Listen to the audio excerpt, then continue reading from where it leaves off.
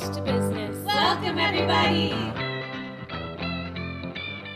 To build community requires vigilant awareness of the work we must continually do that undermines all of the socialization that leads us to behave in ways that perpetrate domination. A quote from Teaching Community, A Pedagogy of Hope by the brilliant Bell Hooks. Welcome to Pollinating Purpose, a caring approach to business by Pillar Nonprofit Network.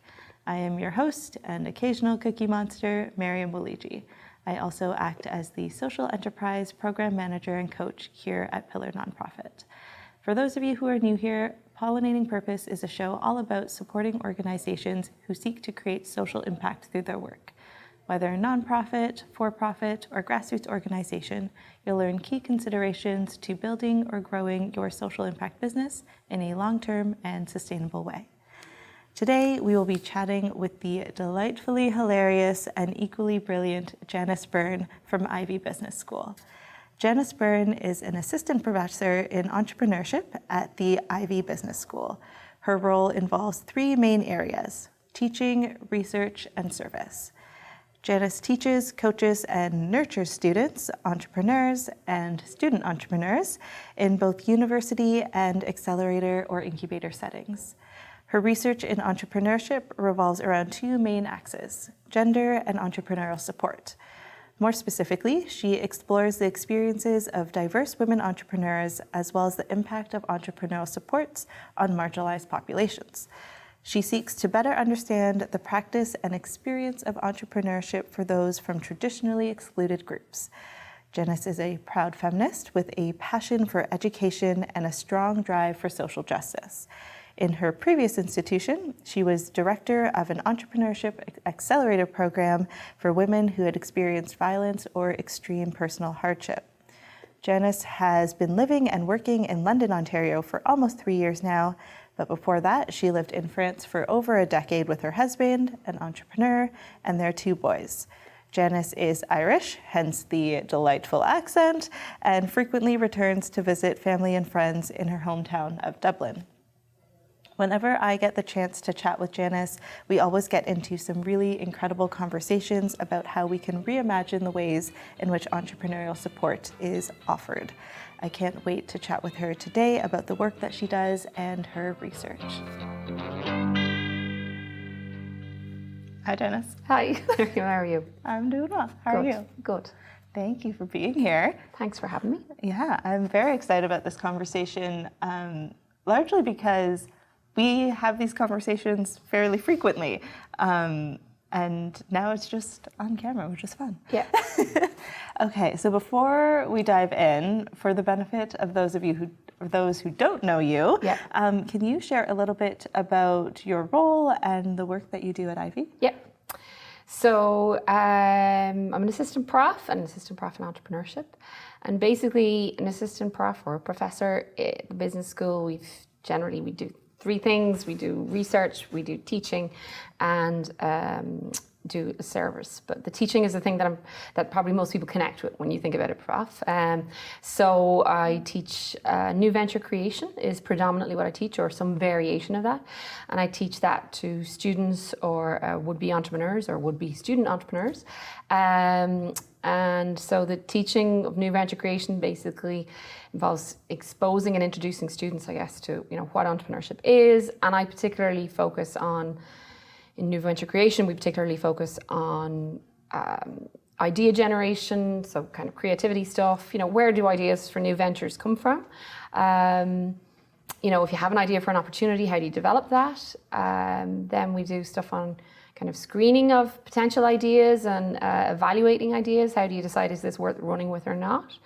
And then we walk students through the, typical steps or basic steps of like tools that you can use when you're first starting out. So like, say, for example, business model canvas, or we expose students to this concepts that we know about that are typically used in entrepreneurship. I think my main role in teaching is I do that. And then in terms of my personal approach, I guess, to teaching is I guess I really try to infuse in students this notion, or really awaken this idea that the importance of introspection, if you're interested in new venture creation and thinking about yourself and thinking about what you want, And I mean, I'm in a business school and it's an elite business school. And so ideas of success and what's a successful entrepreneur, you know, they're out there in the media and then they're cultivated all around you. And I really guess personally what I try to infuse in my students is there's really this kind of stop, take stock, and well, what do you want to, why do you want to do this? What do you want out of it?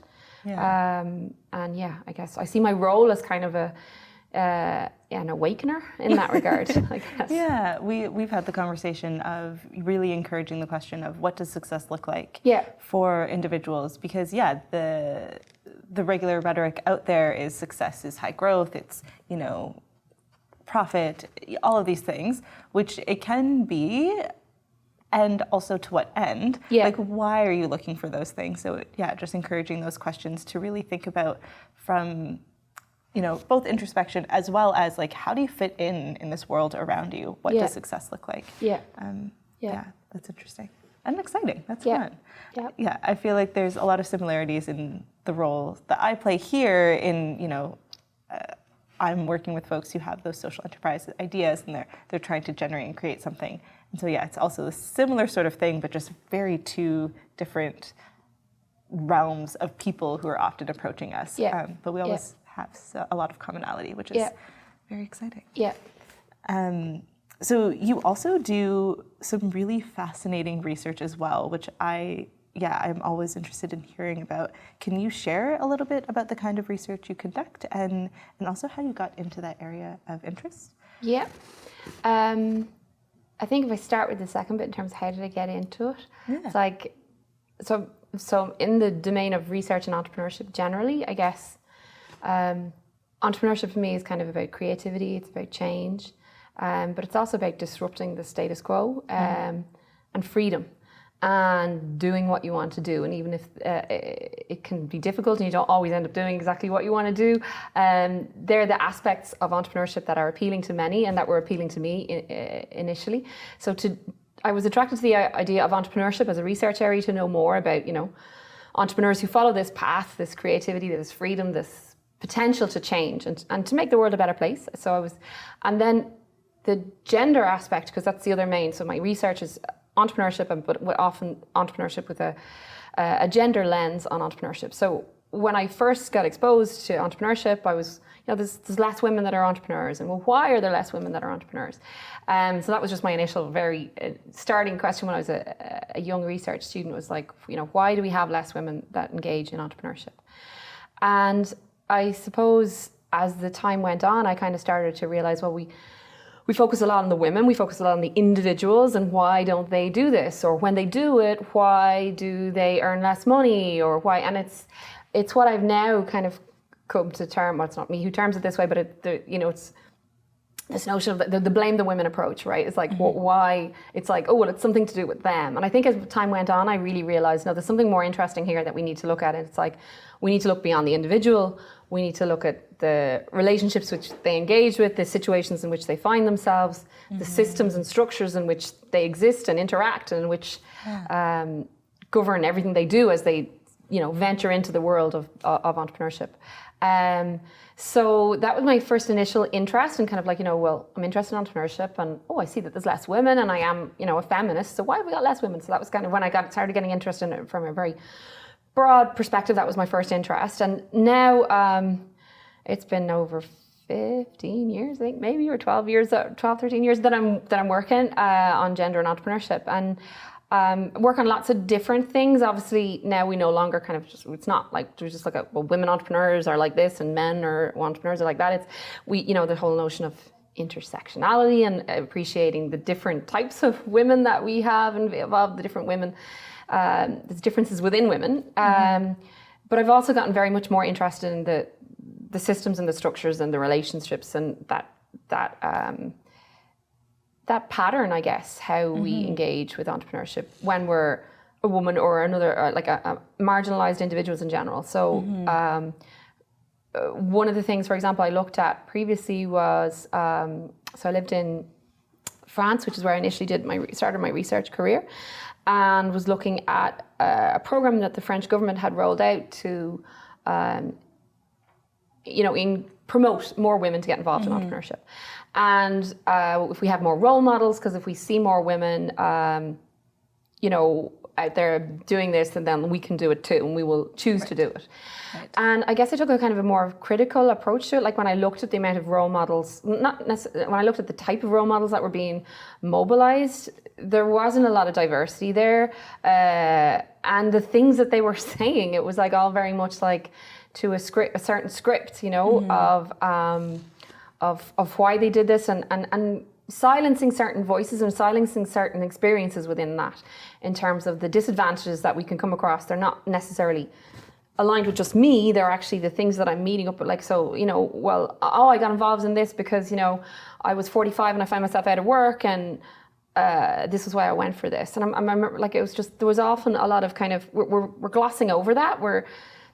The inequality and the gender inequalities that exist in society in general. This is not, we shouldn't be glorifying this and saying, oh, isn't this great? So now women can go and do this. Yeah. Well, no, a woman who's 45 and she's been saying that she's too old in the French job market, so that's why she decides to do this. There's a problem here. So I guess a lot of my research kind of looks at kind of not necessarily the darker side of entrepreneurship, but I definitely don't like this kind of glorification of entrepreneurship. So that's one of the things that I have looked at, and then since I've been in Canada, I can really see that, like, so one of the criticisms of that particular report or that particular research study was like, we needed more diverse women role models, and we can't just say, well, we see more women, we can be it, because a lot of these women were coming from elite business schools, and somebody who didn't have that education could not necessarily relate to that. And one thing that I found encouraging since I've got to Canada is definitely obviously seeing that diversity of role models. So we've got, we see Indigenous women, we can see that we've Black women, and we can appreciate that there's different experiences of different women, and that we need to kind of start dissecting that when we talk about why we got less women entrepreneurs. Well, let's look at the diversity of experiences of women. Yeah, and I remember when we first met, it was you were shadowing a cohort that I was also shadowing to then take on. And it was during the pandemic, and a lot of those women, it happened to be a cohort of exclusively women. Yeah. And a lot of them parents, and talking about the household labor that they were taking on and things like that. And I remember that really framed my perspective on how do I actually structure this program so that it's more accessible to women, because it's not the issue that, they're parents, so therefore they cannot participate. Yeah. It's, okay, well, how do I record these so that it's an audio format? Or how do I make information easier to access or digest or whatever it might be, so that it's still available to them? And I remember, the sessions are always recorded. It used to just be video recording, and then I had one person tell me, she's like, oh, well, if it's an audio recording, I can listen to it while I'm doing the dishes, or I can just listen to it while I'm like, watching my son, whatever. And I was like, oh, okay, that is a structural change that we can make that actually makes this a better system for people to access. And it sounds like that's the sort of thing that you're talking about as well, is just how do we structurally make things better? Because it's not the experiences that are the problem, it's the system that's creating them. Yeah, and instead of kind of like, well, how can we make this square fit the circle mold? Like, how can we, like, it's like, well, what can we do in this? So it's like Iris Bonet's like the whole idea of like in the hotel system, and the hotels wanted to start encouraging people to turn off the lights when they left the hotel room, right? And it wasn't happening. And then eventually the hotels realized, well, actually, if we put this key system in place, that actually when you leave the hotel, that you take it, so that the hotel changed the way they did things, right? Yes. Instead of getting the people to change the way they do, well, let's change the actual what's on offer. So absolutely, and that's what I think we need to move towards, is thinking about, and what you say is also, that's not just good for the woman at home who wants to do it's good for everybody. So that's why these structural changes are needed. Yeah, that's a really good point as well. I'm curious how your research has, you said you've been doing this for a while, but how has the research shaped and informed your perspectives on entrepreneurship as a whole? So, the idea of the structural changes, I'm curious about, venture capital and this mentorship approach of, the idea of having mentors available. What are your perspectives on entrepreneurship that have shifted? So I think one thing that I started getting really interested in was that because initially I was kind of saying, okay, so there's government initiatives or there's policies or programs or support systems that are in place that are trying to encourage more women. So for example, let's have more women role models, or let's have accelerators, try to find women to attract them. But yet we find that some of these things, they're not working, right? So for example, when we have more role models, we don't necessarily see a big shoot up in the number of women that get into entrepreneurship. And so it kind of makes so what's going on? So I suppose it's kind of encouraged me to be a little bit more critical about some kind of blanket assumptions that are being made. And one blanket assumption that's being made currently is, and I'm not saying it's wrong, I'm just saying we just need to think about it a little bit more, is, so we know that women entrepreneurs receive, like in terms of venture capital, we know that they receive a paltry amount of the venture capital that's out there. Women entrepreneurs are not getting at it. And there is an idea that says, well, if we just get more women venture capitalists, this will change everything. And I just think we need to kind of think about, because for me, so gender is obviously, it's not just like it's not I'm a woman, he's a man. It's like the gender is bigger than that, right? And then research has shown us, for example, that like Laura Kanze, she did great research, but she, on looking at how we interact with entrepreneurs when they're pitching, for example, and she realized that, well, in actual fact, the questions that the investors will ask of the entrepreneur pitching, and this is an investor, whether it's a man or a woman, but the questions that we ask are not the same. And the potential to answer the question then is obviously like, so the questions, it's looking at like promotion-based or prevention-based. And if I ask a promotion-based question, it gives me the opportunity to talk about the potential and the sales and the growth and the ambitions that I have going forward. If I ask it more of a prevention-based one, it's almost like, well, how am I going to, how can you prevent something bad from happening, and how can you minimize risk, right?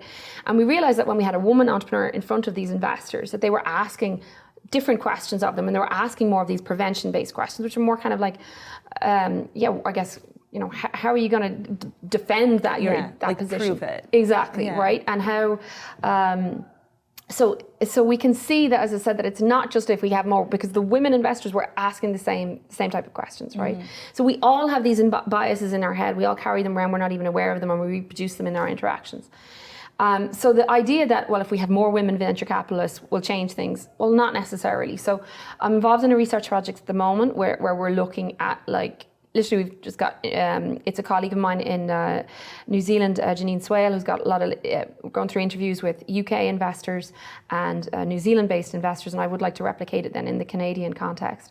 But looking at those women investors and really trying to understand, well, what are their motivations for getting involved in venture capital that specifically targets women, and why are they there? And to just blanket assume that, well, if we have more women venture capitalists, we will have more women entrepreneurs, it's just a little bit too simplistic. And I think in terms of where I have gotten to now with my research and how my research has evolved, I guess it's these nuances of different understandings of how gender can impact things.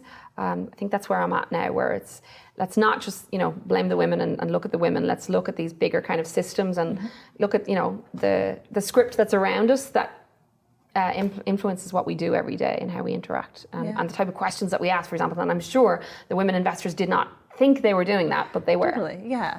And just realizing, in case folks aren't aware, can you explain what venture capitalist or venture capitalism is? Yeah, and I was conflating two things there as well, with venture capital and angel investors. But I suppose my study is more about like angel investors. So they're individuals who have decided, okay, I want to invest in an entrepreneur, and I have a certain amount of money that, just on an independent basis, maybe I'm doing that. I've decided, and maybe they can come together as a consortium. Venture capital will be more kind of an organized, and it's often like kind of later stage. It's not like from the get-go that you would be interested in having this big financial backing going, but venture capitalists would be more kind of a structured, kind of big rounds of financing when you need a large amount of financing, and it's a company that comes in and will take a certain amount of equity and support you, and help. They always inadvertently want your company to grow and to get bigger. So there's a whole gendered notion to that also as well, Yeah. in terms of the ambitions of what the company actually wants to do. Yeah. But usually venture capital is when you want to scale, when you want to get bigger, and you need more funding to help you do that. Yeah, you've kind of already done the pilot phase, and now you're ready to like launch into whatever the next level is. Yeah. But often in these cases, it's like a growth phase. Yeah. Yeah. Okay. Perfect. Thank you. This is sort of an adjacent question to that question of how has the research shaped your perspective on entrepreneurship, but how has that perspective on entrepreneurship now influenced your approach to teaching? So I think as I said, I've really I do have this, all the entrepreneurs that I've met over the years and worked with, I'm just really strongly believe that questions that we could think when we're starting out are like airy-fairy kind of, touchy-feely questions about values, and people could think, well, that's not what I care about. I want to know, how can I grow? How can I scale? Well, I've really realized that even those really, really successful entrepreneurs get to a point where they go, no, it's actually my values. It's actually why I want to do this, what I want to achieve here. That's what brings me happiness, or that's what I want. And so that's why if you start with that, if you start like, well, why do I want to do this? That's really important. And it's something that I think I try to do that, infuse that in my students. But I think also I think in terms of what makes us happy and what we want to achieve, I also, on this notion of success, I think that I really I heavily subscribe to the idea, obviously, that because I'm here with you, and that with the social enterprise, it doesn't, if we're starting in business, it doesn't just have to be for a lucrative financial gain. Even if I come from a business school, obviously, and I've always taught in business schools, it's that we can have this double bottom line, or we can have this, or triple bottom line even. We can create economic value, and we can create social value, and one doesn't have to exclude the other, and they can go together. And that it doesn't have to be an add-on, when we're teaching entrepreneurship, for me, the notion of creating social value does not have to be something separate. Yeah. It can be something that's actually embedded in what you're doing, and embedded. And at the end of the day, it can be, it can help you when you're having those tough days. Is, why am I doing this? Why am I here? That you can realize that, well, there's different types of value that you're creating. And I really want the entrepreneurship field, in terms of research, also to go in this direction that that this recognition that it's not that one is primary, like the economic value is the primary one and the social one is the kind of desirable one. We really want to get to a stage where we're always thinking about how we can create economic and social value. Yeah, and it's very interesting. So I have a lot of my friends own businesses. I've been a part of small businesses and their growth and their strategic plans and their strategic direction for a long time.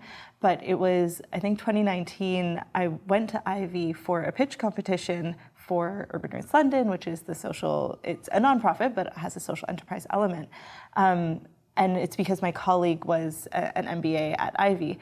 And it was my first time realizing that the norm in business was this idea of high growth then exit. Right. And I remember listening to all of it, and I was like, what's happening? And he was like, well, this is kind of how business is done. And I was like, I've never experienced this before.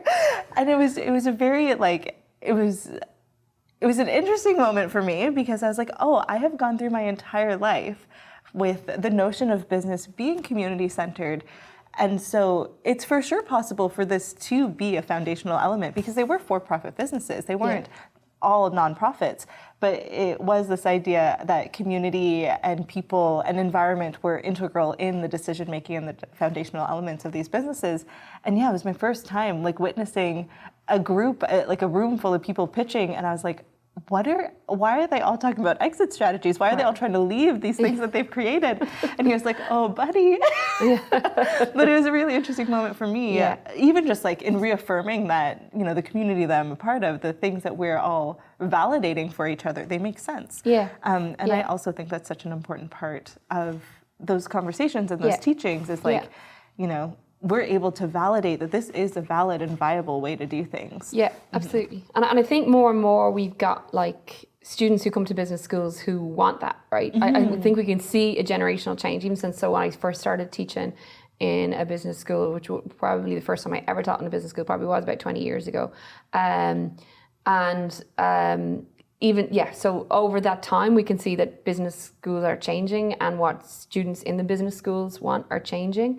But there still is, MBA rankings and what they're based on. It's still, your salary or that can play a role in it, right? So there's still systems and structures out there that will obviously forge certain ways of thinking. But more and more, in the classroom, I've got students who really care about creating sustainable enterprises and who really care about social issues, and so that's encouraging. So it's not like we're alone in thinking that it's about community. There is a lot of people that do want it too. Exactly, and being able to, you mentioned like the community outreach, that's an element of your work.